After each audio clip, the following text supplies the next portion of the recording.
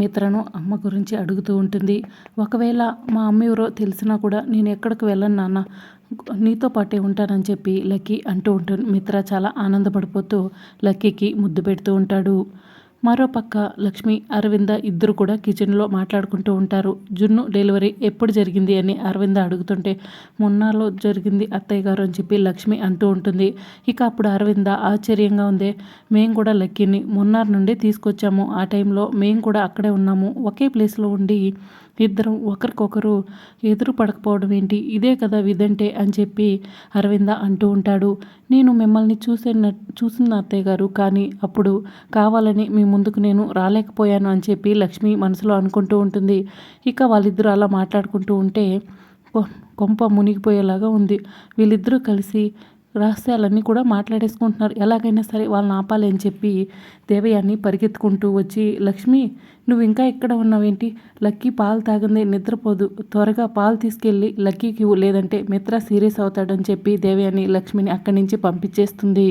అసలు ఏమైంది దేవయాని, నీకు రోజంతా ఎందుకు అలా అడవడి పెడుతున్నావు, అయినా ఈ టైం వరకు పడుకుంటారు, ఈరోజు ఎందుకు పడుకోలేదని చెప్పి అరవింద అంటూ ఉంటే అప్పుడు దేవయాని, ఏం లేదక్క, ఏదో టెన్షన్లో ఉన్నాను, అందుకే నిద్ర రావడం లేదు, నువ్వు వెళ్ళి పడుకో అని చెప్పి అరవిందని పంపించేస్తుంది. ఇక అరవింద, ముందు నువ్వు వెళ్ళి పడుకో దేవయాని అని అసలే ఏదో టెన్షన్లో ఉన్నావు అంటున్నావు చెప్పి అక్కడి నుంచి వెళ్ళిపోతుంది. అమ్మో, వీళ్ళు రహస్యాలు మాట్లాడుకోకుండా ఉండడానికి నేను రాత్రంతా కూడా కాపలా కాయాల్సి వచ్చేలాగా ఉంది కదా అని చెప్పి దేవయాని అనుకుంటూ ఉంటుంది. మరోపక్క లక్ష్మి పాలు తీసుకుని మిత్ర రూమ్లోకి వస్తూ ఉంటుంది. అమ్మో, ఎలా ఉంటుంది నామా అని చెప్పి లక్కీ అడుగుతుంటే అప్పుడు మిత్ర, నిజం చెప్పనా లక్కీ, అసలు మీ అమ్మ ఎలా ఉంటుందో కూడా నాకు తెలియదు, అనుకోకుండా నేను నీకు డెలివరీ జరిగే ప్లేస్కి వచ్చాను. ఆ రోజు నేను ఒకరిని కోల్పోయిన బాధలో ఉన్నాను. కారణం ఏంటో తెలియదు, మీ అమ్మ నిన్ను వదిలేసి ఎక్కడికో వెళ్ళిపోయింది. అప్పుడు నిన్ను చూడగానే నేను నా బాధలన్నీ కూడా మర్చిపోయి నిన్ను నాతో పాటు తీసుకొచ్చుకున్నానని చెప్పి మిత్ర అంటూ ఉంటాడు.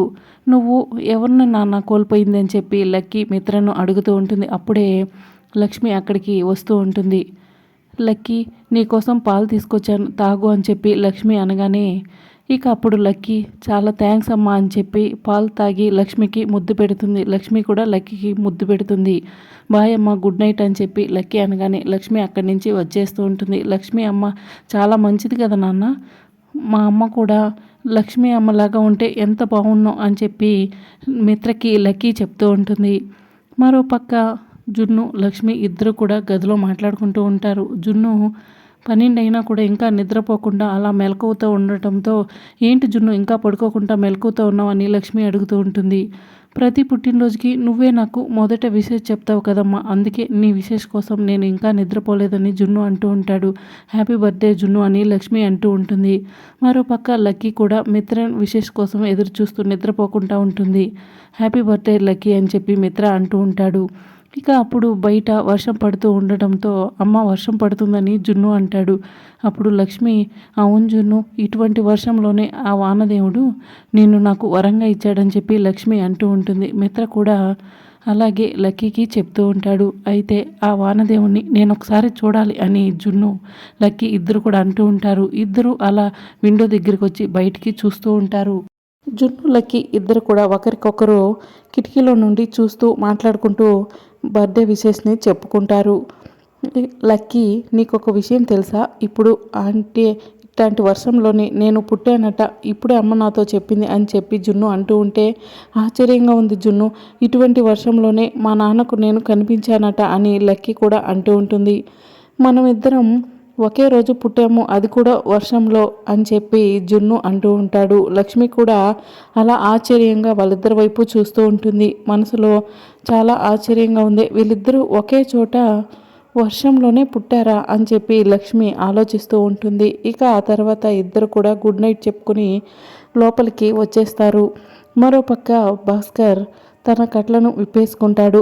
రౌడీలు అక్కడ కూర్చుని ఉండటంతో ఎలాగైనా సరే లక్ష్మికి తనకు ఇద్దరు పిల్లలని, కవల పిల్లలు పుట్టారన్న విషయాన్ని చెప్పేయాలి అని చెప్పి అనుకుంటూ ఉంటాడు. ఇక అప్పుడు రౌడీలు భాస్కర్ దగ్గరికి వచ్చి, ఒరే, బలిచ్చే ముందు మేకని జాగ్రత్తగా చూసుకున్నట్టుగా రేపు ఒక్కరోజు మేడం నిన్ను జాగ్రత్తగా చూసుకోమని చెప్పారు. అందుకే పక్క గదిలోకి కాకుండా ఈరోజు ఇక్కడే నీ పక్కనే ఉండాలని మేము డిసైడ్ అయిపోయాం. రేపు అంత ముఖ్యమైన రోజు ఏముందో మేడం అంతలా చెప్పారు అని చెప్పి రౌడీలు అంటూ ఉంటారు. ఇక అప్పుడు భాస్కర్ అంటే ఇల్లుండి నన్ను చంపైపోతున్నారన్నమాట. ఎలాగైనా సరే నేను ఇక్కడి నుంచి తప్పించుకుని లక్ష్మికి నిజం చెప్పేయాలి అని చెప్పి భాస్కర్ అనుకుంటూ ఉంటాడు. కానీ ఈ రౌడీలు ఇక్కడే ఉన్నారు కదా, మరి నేను కట్లు విప్పుకున్నాను కానీ ఎలా తప్పించుకోవాలో అని భాస్కర్ ఆలోచిస్తూ ఉంటాడు. తర్వాత రోజు ఉదయాన్నే భాస్కర్ ఒంటిని దెబ్బలతో మిత్ర ఇంటికి వస్తాడు. మిత్ర సార్ అని చెప్పి భాస్కర్ పిలుస్తూ ఉంటాడు. మిత్ర ఏమైంది భాస్కర్, ఏంటా దెబ్బలు అని చెప్పి అడుగుతుంటే ఏదైనా యాక్సిడెంట్ జరిగిందా అని చెప్పి అరవింద అడుగుతూ ఉంటుంది.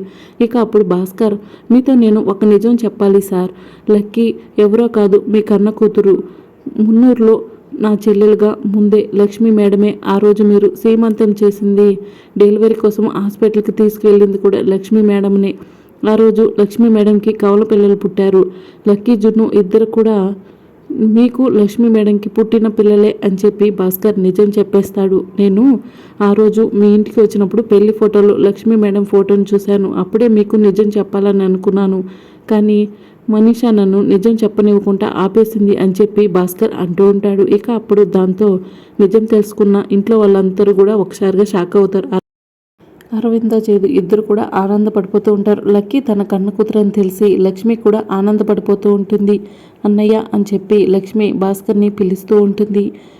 అవునమ్మా, నేను చెప్పేది నిజం, లక్కీ నీ కూతురే అని చెప్పి భాస్కర్ అంటూ ఉంటాడు. ఇక మనీషా మిత్ర ఈ భాస్కర్ లక్ష్మితో చేరి అబద్ధం చెప్తున్నాడు, నువ్వు వీళ్ళ మాటలు నమ్మొద్దు. లక్కీ అంటే నీకు ఇష్టమని తెలిసి లక్కీ లక్ష్మి కూతురని చెప్తే అప్పుడైనా నువ్వు లక్ష్మికి దగ్గర అవుతావని చెప్పి కావాలని ప్లాన్ చేసి నాటకమాడుతుంది అని చెప్పి మనీషా అంటూ ఉంటుంది. షటప్ అంటూ ఇక మిత్ర ఒక్కసారిగా ఈ రోజులుగా తప్పు చేసింది లక్ష్మి అని నేను అనుకున్నాను, కానీ నిజానికి తప్పు చేసింది నువ్వు. లక్కీ నా కన్న కూతురని తెలిసి కూడా నువ్వు ఆ నిజాన్ని దాచావు, మాకు ద్రోహం చేశావు, మా భార్య భర్తల్ని విడగొట్టావు అని చెప్పి అలా మిత్ర అంటూ ఉంటాడు. ఒక్కసారిగా మనిష నిద్రలో నుండి లేచి కూర్చుంటుంది. నో అని చెప్పి గట్టిగా అరవడంతో దేవయాని పరుగున మనిష దగ్గరికి వచ్చి ఏమైంది మనిష, లక్ష్మీ మిత్ర ఇద్దరు ఒకటైనట్టుగా కలొచ్చిందా అని చెప్పి అడుగుతుంటుంది. అవునాంటీ అని చెప్పి మనీష అంటూ ఉంటుంది. తెల్లవారుజామున వచ్చిన కళ నిజమవుతుంది అంటారు కదా, కొంపదీసి ఈరోజు అదే జరుగుతుందేమో అని చెప్పి దేవయాని అంటూ ఉంటుంది. ఉదయాన్నే పాచినోరు వేసుకుని అలా మాట్లాడకండి అని చెప్పి మనీష అంటూ ఉంటుంది. నేను ఇప్పుడే బ్రష్ చేసి ఫ్రెష్ అయ్యాను, బద్ధకంగా పడుకుంది నువ్వే అని దేవయాని అంటూ ఉంటుంది. ముందు ఆ రౌడీలకు ఫోన్ చేయి, ఆ భాస్కర్ ఉన్నాడో లేదో కనుక్కో అని చెప్పి అంటూ ఉంటుంది. మనీషా రౌడీలకు ఫోన్ చేస్తుంది. ఇక అప్పుడు నిద్రలో నుండి లేస్తూ వాడెక్కడికి పోతాడు మేడం, ఉన్నాడులేండి అని చెప్పి రౌడీలు మనీషాకి చెప్తూ ఉంటారు.